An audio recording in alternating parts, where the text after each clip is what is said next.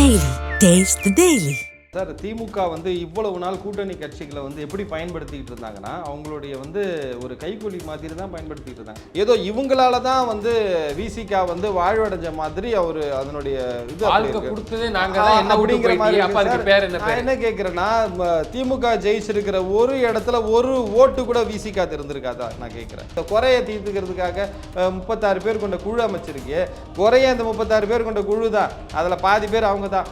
நீ அவங்கள கூப்பிட்டு உட்கார வச்சுக்கிட்டு அவங்கள பற்றியே குறை சொல்லுவாங்களா வந்து திமுகவில்? நான் கேட்குறேன். இந்த தலித் மக்களுக்கு இந்த பிரதிநிதித்துவம் கொடுத்துட்டாங்க, பிராமணர்களுக்கு கொடுத்துட்டாங்க, இந்த ஜாதிக்கு சார் முதல்ல அதையே விடுங்க சார். நீங்கள் அந்த தலித் மக்களுக்கு கொடுத்துட்டாங்கன்றதே நான் தப்புன்றேன். நான் நீ மனுஷனா பாருன்ற, நீ திரும்பி திரும்பி அதையே பார்க்காத. அந்த ஜாதி மதம் பார்க்காத கட்சி தாவேகா. ஆனால் ஸ்ரீரங்கம் ரமேஷ் அவர் அந்த பாயிண்ட் ஆஃப் வியூவில் போட்டது ஒரு பிராமணருக்கு வந்து இந்து சமய அறநிலையத்துறையை கொடுத்துட்டாங்க அப்படின்றாங்களே சார். நான் என்னன்றேன்னா, நீங்கள் ரமேஷனுடைய பின்புலம் பாருங்கள் சார், ரமேஷனுடைய பின்புலம் பாருங்கள், அவர் கடந்து வந்த பாதையை பாருங்கள். அவர் இயக்கத்தில் வெரி இன்டெலிஜென்ட் சார்.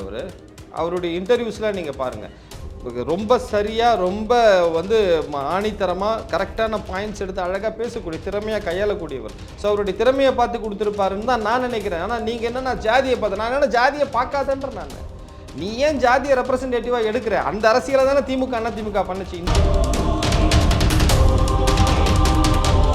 ஒரே ஒரு விஷயம் தான் சார், எங்களுடைய தொகுதி திருவள்ளூர் தெற்கு மாவட்டத்தை பொறுத்த வரைக்கும் சார், திருவள்ளூர் தெற்கு மாவட்டத்தினுடைய கழக செயலாளர் வந்து பார்த்திங்கன்னா திரு பிரகாசம் என்கிற குட்டி, டாக்டர் பிரகாசம் என்கிற குட்டி, அவர் தான் பூந்தமல்லி எம்எல்ஏ சார். இவர் 25 ஆண்டுகால நண்பர், 25 வருஷமாக அவர் எனக்கு நண்பராக இருக்கார். பல சமயங்களில் நான் பல மேடைகளில் பேசும்பொழுதும் பார்த்திங்கன்னா நான் அவர்கிட்ட வந்து ஆலோசனை கேட்பேன், எப்படி பண்ணலாங்க, எப்படி பேசலாங்க இந்த விஷயத்தை அப்படின்னு கேட்பேன். ரொம்ப தெளிவாக எனக்கு ஆலோசனை சொல்லக்கூடியவர் தான். அதே மாதிரி அவர் தளபதியினுடைய ஒரு வெறியன் அபிமானி, ஒரு விசுவாசி, பொதுச் செயலாளருக்கு அவ்வளோ வந்து நம்பிக்கைக்குரியவர். அவர் ஒரு கோடு போட்டார்னா அப்படியே இருக்கும், அதை தாண்டி ஒரு பாயிண்ட் முன்ன பின்ன இருக்காது. அந்தளவுக்கு ஒரு பர்ஃபெக்டான பர்சன். இன்றைக்கி தேதிக்கு பார்த்திங்கன்னா நான் வந்து கட்சியில் இணையாமல் தான் பேசிகிட்டு இருந்தேன். அப்போ நான் கட்சியில் இணையணும் அப்படின்னும் பொழுது கூட அவர் ரொம்ப அன்போடு என்னை கூப்பிட்டு நிறைய பேசியிருக்காரு, கொண்டிருக்காரு. நம்ம வந்து வெற்றி பெறக்கு முன்னாடி அங்கே இருந்த தம்பிங்க கிட்டலாம் என்னை அறிமுகப்படுத்தி என்னை வந்து கட்சியில் இணைச்சிக்கிட்டார். ஸோ என்னென்னா சார், ஒருத்தர் கட்சிக்குள்ளே வராங்க அப்படின்னா அவங்க யார், என்ன, எது, அவங்களுடைய பின்னணி என்ன, நான் என் ஒருவனுக்கு நடந்த அனுபவத்தை நான் அவங்களோட சொல்கிறேன். ரொம்ப சுறுசுறுப்பானவர், ரொம்ப நேர்மையானவர். எல்லா இடத்துலையும் பார்த்திங்கன்னா எல்லா ஜாதி மதம் மொழி இல்லை, நீங்கள் எல்லாருமே வந்து ஏற்றுக்கக்கூடிய ஒரு பொதுவான பர்சன் அவர் பிரகாசம், பூந்தமல்லி எம்எல்ஏ, எங்களுடைய மாவட்டத்தினுடைய செயலாளராக இருக்கார். மாற்று அரசியல் உருவாயிடுச்சு தமிழ்நாட்டில், மிகப்பெரிய மாற்றம் வந்துருச்சு. அதை நம்ம பார்த்துக்கிட்டே இருக்கோம், இனியும் பார்ப்போம்.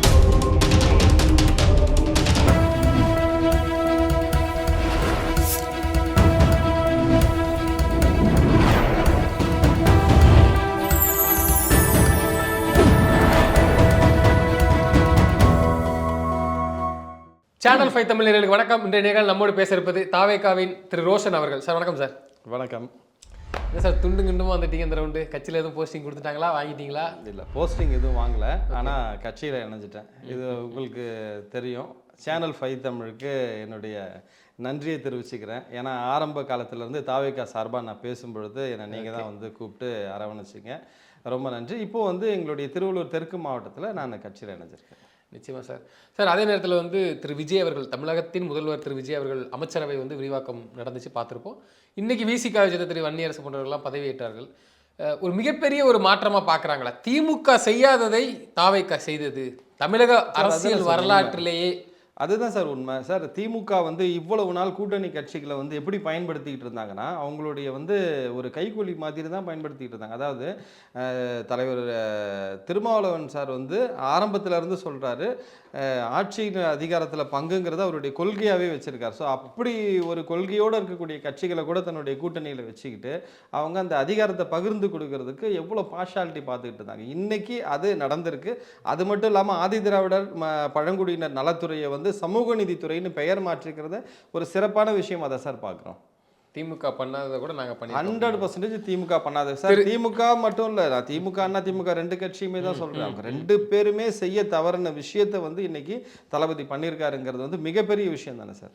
நிச்சயமாக சார். திரு ஆர் ராசா அவர்கள், திமுக சேர்ந்து திரு ஆர் ராசா அவர்கள் அவர் எப்படி அந்த கட்சிக்கு போயிருப்பாருன்னு நம்ம ஆரம்ப கட்டத்தில் பார்த்துருப்போம். அவர் யாருன்னு எல்லாத்துக்குமே தெரியும். ஆனால் இன்னைக்கு அவர் பேசக்கூடிய வார்த்தை ட்விட்டர் பக்கத்தில் போட்ட அந்த வார்த்தைகள் வந்து மிகவும் கடுஞ்சொற்கள் சார். அது போட்டுட்டு டெலிட் பண்ணுறாரு. வன்மத்தினுடைய உச்சக்கட்டம் சார். வன்மத்தினுடைய, அதாவது நானும் வந்து எதுவும் செய்ய மாட்டேன், யாராவது செஞ்சாங்கன்னா செய்யவும் விட மாட்டேன் அப்படின்றது. நான் கேட்குற ஒரு வார்த்தை, ராசா பேசின வார்த்தை என்னன்னா, அந்த வார்த்தையினுடைய அர்த்தம் அதை நம்ம குறிப்பிட்டு பேச வேண்டிய அவசியம் இல்லை. அந்த வார்த்தையினுடைய அர்த்தம் பார்த்தீங்கன்னா, ஏதோ இவங்களால தான் வந்து விசிகா வந்து வாழ்வடைஞ்ச மாதிரி அவர் அதனுடைய இது கொடுத்ததே நாங்கள் அப்படிங்கிற மாதிரி. நான் என்ன கேட்குறேன்னா, திமுக ஜெயிச்சிருக்கிற ஒரு இடத்துல ஒரு ஓட்டு கூட விசிகா இருந்திருக்காதா நான் கேட்குறேன். சார், விசிகா இல்லைன்னா கடந்த 5 ஆண்டுகளில் பல பிரச்சனைகளில் மாட்டியிருக்கோம் சார். திராவிட முன்னேற்ற கழகத்தில் சார், இது கடுமையாக எச்சரிக்கிறேன். முன்னாள் முதலமைச்சர் ஸ்டாலின் அவர்கள் பேசுகிற பேட்டியெல்லாம் நீங்கள் கேட்டிங்கன்னா தெரியும். அவர் என்ன சொல்கிறாருன்னா, முதல்ல என்ன சொல்லிட்டாரு, எங்களுடைய ஆட்சியில் கொண்டு வந்த நலத்திட்டங்களை நீங்கள் பண்ணுங்கன்ட்டார். அதை வந்து தவிர்த்துறாதீங்க, அது மக்களுக்காக செஞ்சதுன்ட்டார். அடுத்த நாளே எங்களுடைய திட்டங்களை நீங்கள் நிறைவேற்றின பிறகு, அதாவது உடனே என்ன பண்ணுறாங்க, இந்த 1000 ரூபாயை சாங்ஷன் பண்ண பிறகு எங்களுடைய திட்டங்களை நீங்கள் நிறைவேற்றினா அதுக்கு வந்து நாங்களே ஆட்சியில் இருக்கிறது. என்ன ஒரு கேவலமான மைண்ட் செட்டில் உனக்கு. நீ செஞ்ச விஷயத்தை திரும்பியும் ஒரு அரசாங்கம் வந்து மக்கள் நலன் கருதி அதை செய்யும் பொழுது அதை வந்து நீ செஞ்சால் நாங்களே ஆட்சியில் இருக்கிற மாதிரின்னா என்ன அர்த்தம்? அது அப்போ செய்யாதுன்னு சொல்கிறியா நீ? நான் கேட்குறேன், புரியுதா உங்களுக்கு? இப்போ நீ இது மக்களுக்காக செய்கிறத நீ செஞ்சுருக்கப்பா, சந்தோஷம் தான் சொல்லணும். ஒரு நல்ல தலைவன் என்ன சொல்லணும், எங்களுடைய நிலை என்னுடைய வேண்டுகோளை ஏற்றுக்கொண்டு மக்களுக்கு செஞ்சீங்க, ரொம்ப மகிழ்ச்சி, சந்தோஷம்னு சொன்னால் அது ஒரு நல்ல தலைவனுக்கு அழகு. நாங்கள் செஞ்சதை நீங்கள் செஞ்சிட்டீங்க, அதனால் வந்து நாங்களே ஆட்சியில் இருக்கிறதுக்கு சமம் அப்படின்னா, சரிப்பா நீ என்னமோ சொல்லிட்டு போ, ஏன்னா நீ வைத்தறிச்சலை பேசிக்கிட்டு இருக்க, தோற்று போய் உட்காந்துக்கிட்டு இருக்க, அசிங்கமாக இருக்குது உனக்கு உன்னாலே வந்து உன்னுடைய நிலைமையை பார்த்து உன்னால் வந்து. சார், நான் என்ன கேட்குறேன்னா சார், ஒரு தோல்விக்கு அப்புறமாவது ஒரு மனசில் ஒரு நல்ல எண்ணமோ சிந்தனையோ வரணும் சார். இந்த குறையை தீர்த்துக்கிறதுக்காக 36 பேர் கொண்ட குழு அமைச்சிருக்கே, குறைய அந்த 36 பேர் கொண்ட குழு தான், அதில் பாதி பேர் அவங்க தான். நீ அவங்கள கூப்பிட்டு உட்கார வச்சுக்கிட்டு அவங்கள பற்றியே குறை சொல்லுவாங்களா வந்து திமுகவில்? நான் கேட்குறேன், இவங்க என்ன நினைக்கிறாங்கன்னா, வந்த உடனே 10 நாளே எல்லாத்தையும் முடிச்சிட்டாங்களா இவங்க? போன தடவை இவங்க கொடுத்த வாக்குறுதிகளை 10 நாள்ல பண்ணிட்டாங்களா? இல்ல 3 மாசத்துல பண்ணிட்டாங்களா? 6 மாசத்துல பண்ணிட்டாங்களா? இப்ப சிறப்பா பண்ணது, உடனடியா பண்ணது சட்ட ஒழுங்கு பிளஸ் மதுக்கடைகள் மூடல்ங்கிறது வந்து அதுவே ஒரு பெரிய விஷயமா தான் பார்க்கப்படுது சார். அடிப்படையா மக்களுக்கு தேவையான அந்த பாதுகாப்பு சம்பந்தப்பட்ட விஷயங்கள் சார். ஸோ அதில் வந்து இனிஷியேட் பண்ணியிருக்காங்க. இனிமேதான் இந்த சட்டங்கள் கடுமையாக்கப்படும், தண்டனைகள் உடனே கொடுக்கப்படும்ங்கிற விஷயம் இனி நடக்க தான் சார் ஒவ்வொருத்தரும் செய்யறதுல இருந்து விலகுவான். இத்தனை வருஷம் நீங்க தானே சார் நாட்டை வச்சிருந்தீங்க, இந்த மக்களை நீங்க தானே சார் வச்சிருந்தீங்க. மூர்க்கனா, கொடுமைக்காரனா, கொடுங்கொலனா எவன் சார் வச்சிருந்தது? நீங்க இதுக்கு முன்னாடி நடந்த சம்பவங்கள்ல வந்து நீங்க சட்டம் ஒழுங்கை கரெக்டா பார்த்துருந்தீங்கன்னா, இல்ல அவங்களுக்கு தேவையான தண்டனைகளை கடுமையா கொடுத்துருந்தீங்கன்னா இன்னைக்கு இது நடக்காது. இல்ல, ஆட்சிக்கு வந்தாச்சு, ஆட்சியில் உட்கார்ந்துட்டாங்க, நிச்சயமா கொடுத்த வாக்குறுதிகள் ஒவ்வொன்றையும் தெளிவா தேடி செய்வாங்க. அதில் எந்த மாற்று கருத்தும் கிடையாது. ஒரே ஒரு உதாரணம் சொல்றேன் சார். இந்த தலித் மக்களுக்கு இந்த பிரதிநிதித்துவம் கொடுத்துட்டாங்க, பிராமணர்களுக்கு கொடுத்துட்டாங்க, இந்த ஜாதிக்கு சார். முதல்ல அதையே விடுங்க சார். நீங்கள் அந்த தலித் மக்களுக்கு கொடுத்துட்டாங்கன்றதே நான் தப்புன்றேன். நான் நீ மனுஷனா பாருன்ற, நீ திரும்பி அதையே பார்க்காத. அந்த ஜாதி மதம் பார்க்காத கட்சி தாவேகா. யாருக்கும் ஜாதி மதம் பார்த்து அவங்க சீட்டே கொடுக்கல சார். 234 தொகுதியில் நான் நிற்கிறேன் அப்படிங்கிறதா தளபதியினுடைய பேச்சாக இருந்தது. இவங்களுக்கு இவ்வளோ பிரதிநிதித்துவம் பேசுகிறாங்கல்ல, ஸோ இவங்கன்னும் போதே நீ அவங்கள ஒரு தனிமைப்படுத்தி அவங்கள ஒரு பாயிண்ட் ஆஃப் வியூவில் அவங்கள நீ கார்னர் பண்ணுறல, நான் அதே தவறுன்ற, நான் அதே வன்மையாக கண்டிக்கிறேன். நீ அதுவே வேணான்ற, மக்களா பாரு 234 தொகுதியில் ஒரு தொகுதியில் தேர்ந்தெடுக்கப்பட்ட பிரதிநிதி இங்க இருக்காரு, ஒரு தொகுதியில் தேர்ந்தெடுக்கப்பட்ட பிரதிநிதி அங்க இருக்காரு, இவ்வளவுதான். பிராமணர்கள் 2 பேருக்கு கொடுத்துட்டாங்க. ஏன் பிராமணர்கள் மனுஷன் இல்லையா? பிராமணர்கள் இந்த நாட்டில் எதுவும் செய்யலையா? பல பேர் வரவேற்கிறாங்க. அதுதான் சார் நான் சொல்றேன். நீ பிராமணர்கள் அவங்க வந்து முன்னேறின இருக்கட்டும், முன்னேறின சமூகத்துக்கு ஒரு பிரதிநிதித்துவம் தேவைப்படாதா? முன்னேறின சமூகத்துக்கு பிரதிநிதித்துவம் தேவையா இல்லையா சார்? தேவைப்படுமா? இப்படி எடுத்துக்கலாமா? இந்த இலாக்காக்கு இவர்கள் தான் சரி, ஆகவே அவர்களிடம் ஒப்படைக்கப்பட்டது. அந்த இலாக்காக்கு இவர்கள் தான் சரிங்கிறது எங்களுடைய மனசுலயோ இல்லை சார், அது தளபதியோட மனசுல இருக்கு. இவங்கிட்ட இதை கொடுத்தா செய்வார். நான் உதாரணத்துக்கு சொல்றேன் சார். ஸ்ரீரங்கம் அவர் ரமேஷுக்கு இந்த மினிஸ்ட்ரி கொடுத்தது பெரும்பான்மையான மக்கள் வந்து அவர்களுக்கு அதை பற்றி தெரியும், அதனால் அவர்களே அதை நிர்வகிக்கட்டும் ஒரு அப்படிங்கிறத விட சார், இங்க நான் சொல்றது ஏன்னா திமுக தலையில நடக்கும் சார் திமுக கதையை விடுங்க சார். நான் இவரே சேகர் பாபு என்ன பண்ணுவாருன்னா அல்லலியாம்பாரு, அதுக்கப்புறம் இவரே பேசுவாரு, நாளைக்கு சார், இவரே நான் ஒரே ஒரு விஷயம் தான் சார். தேர்ந்தெடுக்கப்பட்ட பிரதிநிதிகள் எல்லாருமே வந்து தலைவரால் தேர்ந்தெடுக்கப்பட்டவங்க சார்.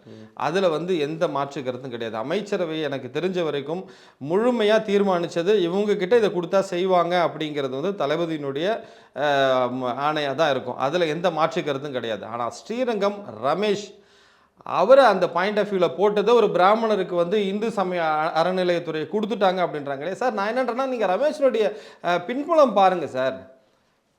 ரமேஷனுடைய பின்புலம் பாருங்க, அவர் கடந்து வந்த பாதையை பாருங்க. அவர் இயக்கத்தில் அவர் வெரி இன்டெலிஜென்ட் சார். அவருடைய இன்டர்வியூஸ்லாம் நீங்கள் பாருங்கள், ரொம்ப சரியாக, ரொம்ப வந்து ஆணித்தரமாக கரெக்டான பாயிண்ட்ஸ் எடுத்து அழகாக பேசக்கூடிய, திறமையாக கையாளக்கூடியவர். ஸோ அவருடைய திறமையை பார்த்து கொடுத்துருப்பாருன்னு தான் நான் நினைக்கிறேன். ஆனால் நீங்கள் என்னன்னா ஜாதியை பார்த்து, நான் என்ன ஜாதியை பார்க்காதன்றேன் நான்.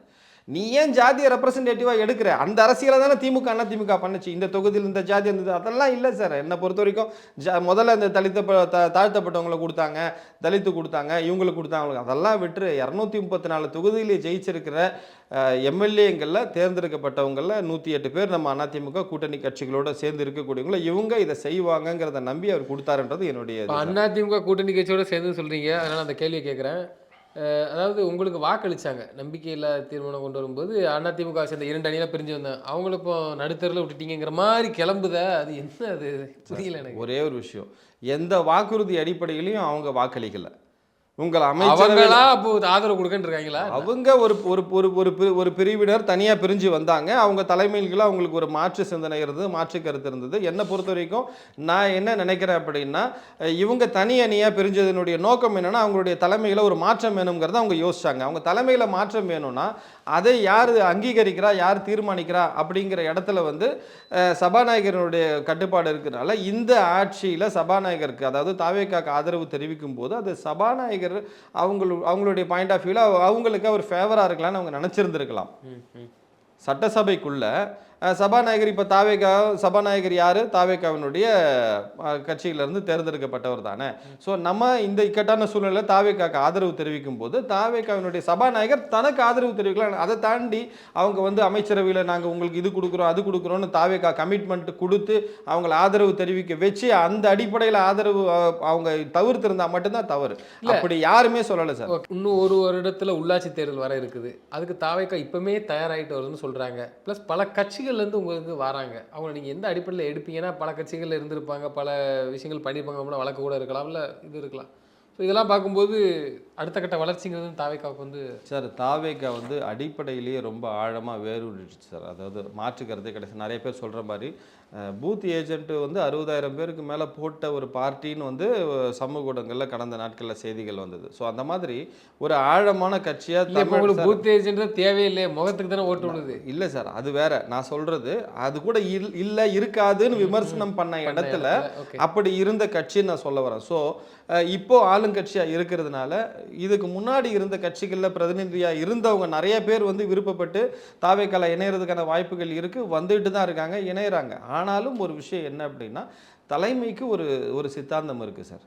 யார் வரணும், அவங்களை எப்படி எடுத்துக்கணும், அவங்கள நம்ம அதில் வந்து தெளிவாக இருக்கிறீங்க. அதில் வந்து ரொம்ப தெளிவாக. ஒரே ஒரு விஷயம் தான் சார், எங்களுடைய தொகுதி திருவள்ளூர் தெற்கு மாவட்டத்தை பொறுத்த வரைக்கும் சார், திருவள்ளூர் தெற்கு மாவட்டத்தினுடைய கழக செயலாளர் வந்து பார்த்திங்கன்னா திரு பிரகாசம் என்கிற குட்டி, டாக்டர் பிரகாசம் என்கிற குட்டி, அவர் தான் பூந்தமல்லி எம்எல்ஏ சார்.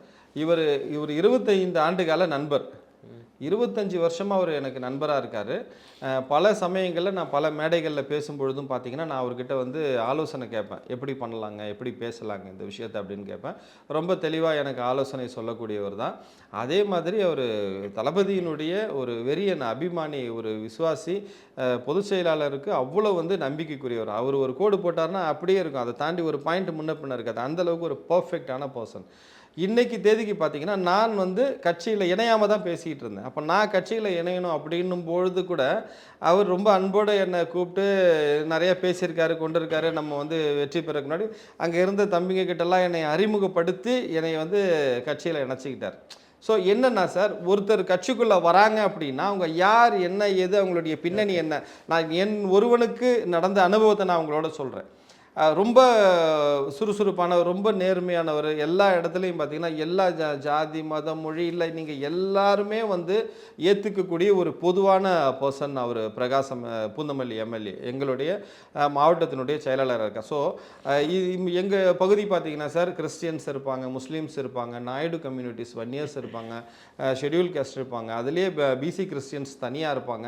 இப்படி எல்லாருமே இருப்பாங்க. ஆனால் அங்கே எந்த சமூக பாகுபாடுமே இருக்காது. எல்லாருமே ஒன்றா ஒற்றுமையாக இருக்கும். எல்லாரையும் ஒன்றா அரவணைச்சு போகக்கூடிய ஒரு திறமையானவர். ஸோ என்னுடைய நண்பர்களே பல பேர் மாற்றுக் கட்சியிலேருந்து வந்தப்போ ரொம்ப அன்போடு அதாவது ஒரு ஒரு ஒரு ஒரு டேர்ம்ஸில் வந்து உருவாக்கிட்டாங்க சார். அடிப்படையிலேயே வந்து பார்த்திங்கன்னா தலைவராகட்டும், பொதுச் செயலாளராகட்டும், அடிப்படையிலேயே ஒரு டேர்ம்ஸில் உருவாக்கிட்டாங்க. பயங்கரமாக டியூன் பண்ணி வச்சுருக்காங்க. அதனால் எந்த விதமான குழப்பமும் கிடையாது. எந்த கட்சியிலேருந்து வந்தாலும் அவங்கள எப்படி சேர்த்துக்கணும், அவங்கள எப்படி வந்து வழி நடத்தணுங்கிற நாலேஜ் அவங்களுக்கு பேசிக்காகவே இருக்குது சார். இறுதியான ஒரு கேள்வி சார். திமுக இப்போ வரைக்கும் கொஞ்சம் கெத்தாக பெருமையாக சொல்லிக்கிறாங்க, எங்களுடைய தயவில் தான் ஆட்சி அமைச்சிட்ருக்குறாங்க, எங்கள் இதில் நாங்கள் இது பண்ணதில் ஜெயிச்ச எம்எல்ஏஸ் தான் வந்து இன்றைக்கி வந்து தனி கட்சியில் நின்று தான், பட் நாங்கள் எங்கள் தயவில் தான் ஆட்சிங்கிற மாதிரி ஒரு இப்போ இதுக்கப்புறம் அவங்களும் சொல்லுவாங்களே சார். இப்போ நீங்கள் சொல்லிட்டீங்க எங்கள் தயவில் தான் அவங்க ஆட்சி அமைக்கிறாங்கன்னு. இப்போது விசிகாவும் சரி, ஐயுஎம்எல்லும் சரி, சில தொகுதிகளில் எங்களுடைய தயவில் தான் திமுக எம்எல்ஏ கேண்டிடேட்ஸாக வந்திருக்காங்க. இந்த கவுண்ட் 70 அவங்க திமுக காரன் மட்டும் ஓட்டு போட்டு வந்திருக்க மாட்டாங்க. அங்கே விசிகா காரங்களுடைய ஓட்டும் இருக்குது, ஐயுஎம்எல்லோட ஓட்டும் இருக்குது, கம்யூனிஸ்டோட ஓட்டும் இருக்குது. அவங்களும் சொல்லிப்பாங்கல்ல சார். ஒரே ஒரு விஷயம் தான் சார், அரசியல் பொறுத்த கூட்டணி ஆட்சி அரசியல் பொறுத்த வரைக்கும் சார், இவங்களால தான் அவங்களுக்கு, அவங்களால தான் இவங்களுக்குன்னு சொல்ல முடியாது சார். ஒரு இடத்துல இவங்களால அவங்களுக்கு ஆதாயம் இருந்திருக்கும், ஒரு இடத்துல அவங்களால இவங்க திமுக சொல்கிற மாதிரி திமுகவால் தான் அவங்க அப்படிங்கிறதெல்லாம் கிடையவே கிடையாது சார். மாற்று அரசியல் உருவாயிடுச்சு சார் தமிழ்நாட்டில். மிகப்பெரிய மாற்றம் வந்துருச்சு. அதை நம்ம பார்த்துக்கிட்டே இருக்கோம், இனியும் பார்ப்போம். ஒரு தமிழ்நாட்டில் ஒரு 59 ஆண்டுகளுக்கு அப்புறம் காங்கிரஸ் வந்து இன்னைக்கு அமைச்சரவையில் இருக்காங்கங்கிறது எவ்வளோ பெரிய விஷயம் சார். ஒரு கூட்டணி ஆட்சிங்கிறது எவ்வளோ பெரிய, இதுதான் உண்மையான சமூக நீதி. ஆமாம் சார், இதுதான் சார் சமூக நீதி. இதுதான் சார் சமூக நீதி. எல்லாருமே இருக்காங்க சார், எல்லாருடைய ரெப்ரசன்டேட்டிவ் இருக்காங்க. திமுக விட்ட அந்த கொள்கையும் கிடையாது, ஒன்றும் கிடையாது, சும்மா டெம்பரரியாக வச்சுக்கிட்டு மற்ற எல்லா சமூக நீதிங்கிற பேரில் அவங்க ஒரு சுயநல அரசியல் தான் சார் திமுக பண்ணிட்டு இருந்தாங்க. அடிமையாக வச்சிருந்துருக்காங்க. ஆமாம் சார், பயன்படுத்திக்கிட்டாங்க சார், அவங்களுடைய ஆதாயத்துக்கு பயன்படுத்திக்கிட்டாங்க. இன்னைக்கு தெளிவாயிட்டாங்க கூட்டணி கட்சிகள்லாம் சார். காலம் மாறுது சார், காலம் மாறுது, சிந்தனைகள் மாறுது. சமூக நீதி சார், ஆதி திராவிட நலத்துறை சமூக நீதித்துறையாக மாறினதே மிகப்பெரிய மாற்றம் சார். திருமாவளவன் அவருடைய கட்சியிலேருந்து ஒரு ரெப்ரசன்டேட்டிவ் தமிழ்நாட்டில் இன்றைக்கி அமைச்சராக இருக்கிறது ஒரு மிகப்பெரிய மாற்றம் சார். அதாவது ரொம்ப சந்தோஷமாக இருக்குது. அதை அவர் தவிர்த்திருந்தார்னா என்னடா இது இப்படி ஒரு வாய்ப்பு இழந்துட்டாருன்னு தான் நம்ம நினைக்க தோணும். அவரை நினச்சி நம்ம தான் ஃபீல் பண்ணணும். அந்தளவுக்கு அவர் கூட்டணிக்கு வராமல் இருந்தப்போவே அவ்வளோ மனசுக்குள்ளே ஒரு எண்ணம் இருந்தது, என்னடா இவர் இது வாய்ப்பு இழந்துட்டாருன்னு. ஆனால் இன்னைக்கு அவர் சரியான முடிவு எடுத்திருக்காரு. அண்ணன் திருமாவளவனுக்கு என்னுடைய மனமார்ந்த ஜனநாயகம் வென்றிருக்குங்கிறீங்க. உண்மையான ஜனநாயகம், உண்மையான சமூக நீதி வெற்றி பெற்றிருக்கு. நிச்சயமாக சார். தொடர்ந்து தங்கள் கருத்துக்களை பயந்தமைக்கு நன்றி. தேங்க்யூ.